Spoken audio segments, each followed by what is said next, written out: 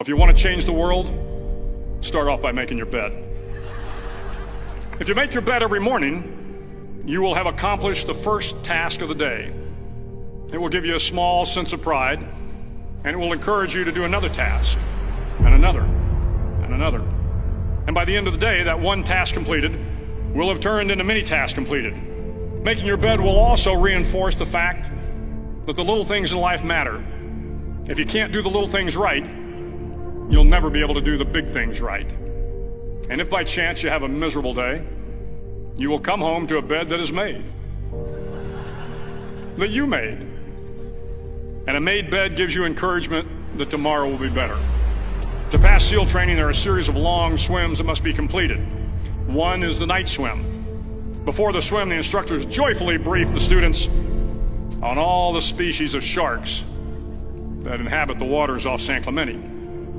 They assure you, however, that no student has ever been eaten by a shark, at least not that they can remember. But you are also taught that if a shark begins to circle your position, stand your ground. Do not swim away. Do not act afraid. And if the shark, hungry for a midnight snack, darts towards you, then summons up all your strength and punch him in the snout, and he will turn and swim away. There are a lot of sharks in the world. If you hope to complete the swim, you will have to deal with them. So if you want to change the world, don't back down from the sharks. Over a few weeks of difficult training, my SEAL class, which started with 150 men, was down to just 42. There were now 6 boat crews of 7 men each. I was in the boat with the tall guys, but the best boat crew we had was made up of the little guys, the Munchkin crew, we called them. No one was over 5'5". The Munchkin boat crew had 1 American Indian, 1 African American, 1 Polish American, 1 Greek American, 1 Italian American, and 2 tough kids from the Midwest. They out-paddled, outran, and outswam all the other boat crews. The big men in the other boat crews would always make good-natured fun of the tiny little flippers the Munchkins put on their tiny little feet prior to every swim.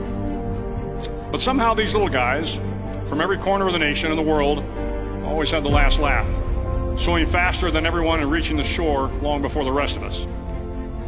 SEAL training was a great equalizer. Nothing mattered but your will to succeed, not your color, not your ethnic background, not your education, not your social status. If you want to change the world, measure a person by the size of their heart, not by the size of their flippers. The 9th week of training is referred to as Hell Week. It is 6 days of no sleep, constant physical and mental harassment, and 1 special day at the Mud Flats. The Mud Flats are an area between San Diego and Tijuana where the water runs off and creates the Tijuana Sloughs, a swampy patch of terrain where the mud will engulf you. It is on Wednesday of Hell Week that you paddle down to the Mud Flats and spend the next 15 hours trying to survive the freezing cold, the howling wind, and the incessant pressure to quit from the instructors. As the sun began to set that Wednesday evening, my training class, having committed some egregious infraction of the rules, was ordered into the mud. The mud consumed each man till there was nothing visible but our heads. The instructors told us we could leave the mud if only 5 men would quit. Only 5 men, just 5 men, and we could get out of the oppressive cold. Looking around the mud flat, it was apparent that some students were about to give up. It was still over 8 hours till the sun came up. 8 more hours of bone-chilling cold. The chattering teeth and the shivering moans of the trainees were so loud, it was hard to hear anything. And then one voice began to echo through the night. One voice raised in song. The song was terribly out of tune, but sung with great enthusiasm. One voice became 2, and 2 became 3, and before long, everyone in the class was singing. The instructors threatened us with more time in the mud if we kept up the singing, but the singing persisted, and somehow the mud seemed a little warmer, and the wind a little tamer, and the dawn not so far away. If I have learned anything in my time traveling the world, it is the power of hope, the power of one person, a Washington, a Lincoln, King, Mandela, and even a young girl from Pakistan, Malala. One person can change the world by giving people hope.